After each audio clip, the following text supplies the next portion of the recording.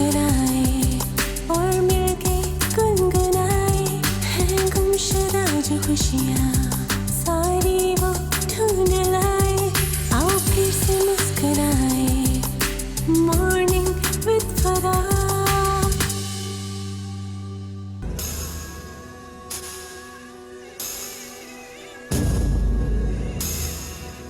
ये तू से चो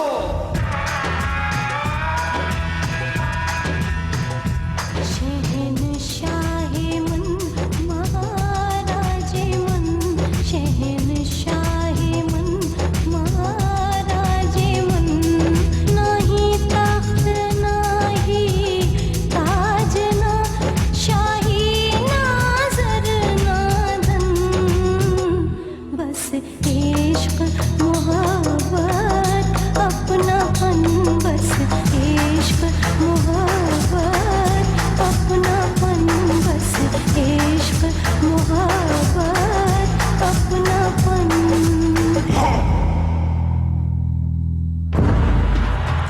چرا فراموش کردی که او یک کنیز است؟ ولی قابل آن است که ملکه شود، ملکه هندوستان. قسم به دولت هندزی اینطور نخواهد شد. قسم به جمال انارکلی این چنین خواهد شد.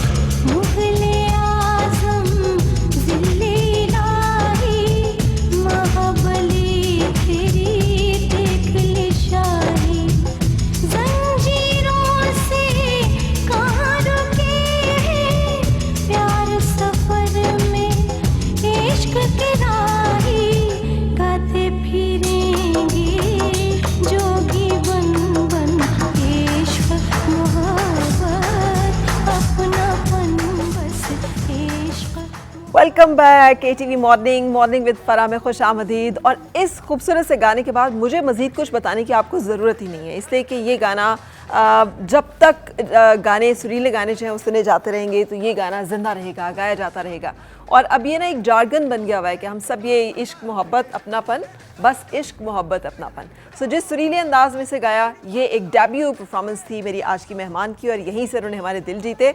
और फिर उसके बाद ये सिलसिला आज तक जारी है और आज तक इनके खूबसूरत परफॉर्मेंसेज और गाने हम देखते हैं और इन्जॉय करते हैं और मसूर होते हैं। तमगा इम्तियाज़ और बेशुमार और अवार्ड्स जो हैं वो इनके हिस्से में आ चुके हैं। मेरे साथ है हमारी बहुत टैलेंटेड, बहुत अपनी शबनम मजीद। अस्सलाम वालेकुम। वालेकुम अस्सलाम। कैसी हैं शबनम? बहुत ठीक हूँ मैं। यार ये गाना इतना कोई मेस्मराइजिंग है, पता नहीं इस गाने में क्या है कि ये हमेशा जब सुनती हूँ ना मैं तो इसकी एक अपनी, इसमें इश्क है ना, इसमें इश्क है। तो इसलिए इश्क आपके का हर गाने में असर। इश्क है। हाँ? आपके हर गाने में इश्क है। लेकिन क्योंकि इस गाने का नाम भी इश्क है, अनारकली से रिलेटेड है। और आपको पता है अनारकली का जो एक इश्क था वो ऐसा था कि वो दीवार में चुनी भी गई तो फिर भी वो गाने थी कि बस इश्क मोहब्बत अपनापन। क्या बात है ना, लेकिन अमेजिंग। और गाया आपने इसको कितना खूबसूरत है, थैंक यू। ये तो आपकी कितना मोहब्बत है। ज़बरदस्त। नहीं मेरी मोहब्बत, एक मेरी मोहब्बत नहीं, तमगा इम्तियाज़ प्रूव कर रहा है और सारी दुनिया आपकी फ़ैन है, तो ये बहुत सारे लोगों ये की, बहुत सारे लोगों की मोहब्बत है। अच्छा कितनी कब से माशाल्लाह से शुरू कर दिया था ये सफ़र? मैंने हमेशा पूछा लेकिन यू वर टू यंग। मैं थी कोई 7-8 साल की जब मैंने बच्चों का प्रोग्राम किया था। वो भी हमेशा मैं बताती हूँ लेकिन फिर बताना पड़ेगा कि स्कूल्स के दरमियान कंपटीशन था तो उसको कवर किया था PTV ने। तो अब्दुल अजीज़ साहब उन दिनों कर रहे थे रिश्मा, एक बच्चों का प्रोग्राम था रिश्मा। वो जो सूरज की किरणें होती हैं तो उनको तशबीह दी बच्चों के साथ कि ये सूरज की किरणें हैं जो चमक रही हैं तो बच्चों को। तो उसमें मुझे कहते हैं बेटा आपने बहुत अच्छी नात पढ़ी, आप इसमें फ़र्स्ट प्राइज़ आपने लिया है, तो मैं बच्चों का प्रोग्राम करता हूँ तो उसमें आप आके तो परफॉर्म करोगे। सारी रात मुझे नींद नहीं आई इस खुशी में कि मैं टेलीविज़न पे नज़र आऊँगी। तो वो मेरा पहला प्रोग्राम था। सोच कभी भी नहीं थी ना कि टेलीविज़न पे जाना है? हाँ बिल्कुल भी नहीं था आइडिया, और लेकिन बचपन से ही शौक़ था गाने का भी। और गाने गाती रहती थी। जब अम्मी जान ने कहना कि चलो खाला को सुनाओ, तो मैंने बेड के नीचे घुस जाना, बेड के नीचे से गाना। सामने शर्म आती थी कि मैंने नहीं सामने, और अब देखें पूरी दुनिया के सामने खड़े होकर गा रहे होते। मैं कभी सोचती हूँ कि मैं वही हूँ कि जो बेड के नीचे जाके गाती थी, कि मैंने बाहर नहीं किसी को सुनाना, सामने गाया नहीं जाता था। अरे शबनम, कितनी तब्दीलियाँ इंसान में आ जाती हैं ना, वक्त के साथ साथ। वक्त बहुत कुछ इंसान को ना तब्दील कर देता है, चेंज भी कर देता है, और बहुत कुछ सिखाता भी है ज़िंदगी में।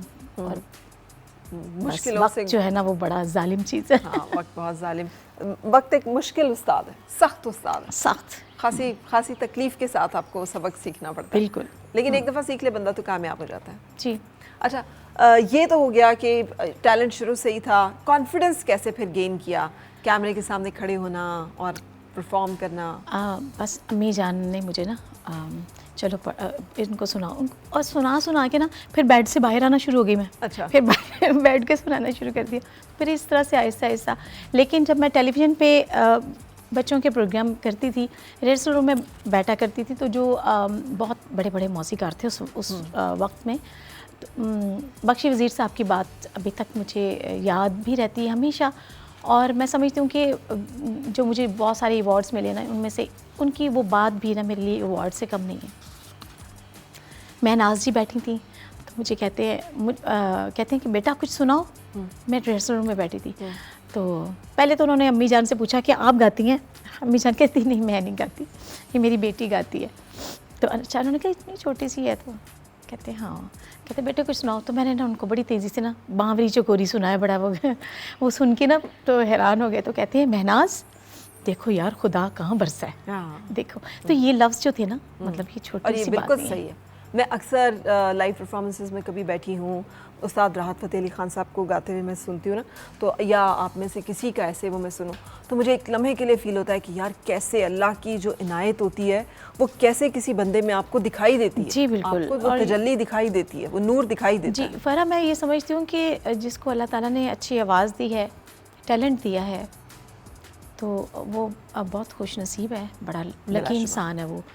और मैं तो हमेशा, आप यकीन करें कि मैं बैठी भी होती हूँ ना, मैं सजदे में ना भी जाऊँ ना, तो मैं अंदर से सजदे में गई होती हूँ कि मेरे मौला, मैं तो इस काबिल ही नहीं हूँ, तेरा इतना करम है, मैं तो कुछ भी नहीं हूँ, तो तेरा इतनी रहमत है मुझ पर, मैं बहुत शुक्र अल्लाह का अदा करती हूँ। बिलाशुबा इतनी खूबसूरत आवाज़ जो है वो आपको अल्लाह ताला ने दी है। और ये सिर्फ गाने वालों के साथ नहीं, देखो ना, मैं सोचती हूँ कभी कभी कि जो सर्जन्स होते हैं या डॉक्टर्स होते हैं, जो जिनके हाथ से अल्लाह ताला जो है शिफा जारी कर रहा होता है, किसी की ज़िंदगी बचाने का काम उनके हाथ से हो रहा होता है ना, मसीहाई उनके हाथ से हो रही होती है। ये भी कितना अल्लाह ताला का एक इनाम है, अल्लाह का नूर है। मैं समझती हूँ कि खुदा का रूप होते हैं। हाँ, ज़मीन पे डॉक्टर्स जो हैं वो खुदा का रूप है जी, जो आपकी ज़िंदगी को बचाते हैं, कोशिश करते हैं, और फिर अल्लाह ताला जो है वो मदद देते हैं। तो अच्छा, कभी ये फील होता है शबनम कि हमारे यहाँ पर आपकी आवाज़ से जैसे काम लिया जाना चाहिए था, शायद उस तरह का काम लिया नहीं जा सका? नहीं, इन लोगों का कसूर भी नहीं है, क्योंकि